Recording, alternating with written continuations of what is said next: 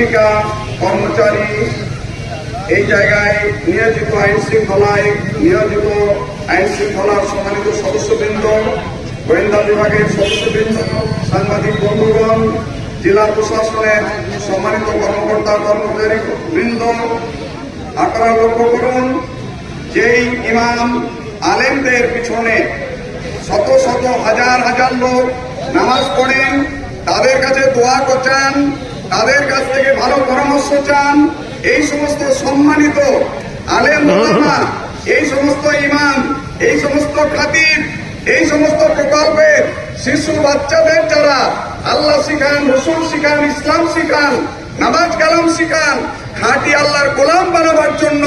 খাঁটি মানুষ বানাবার জন্য দায়িত্ব পালন করেন, আজকে তারাকে রাজপথে নেমে আসতে হয়েছে। আপনারা বিবেচনার সাথে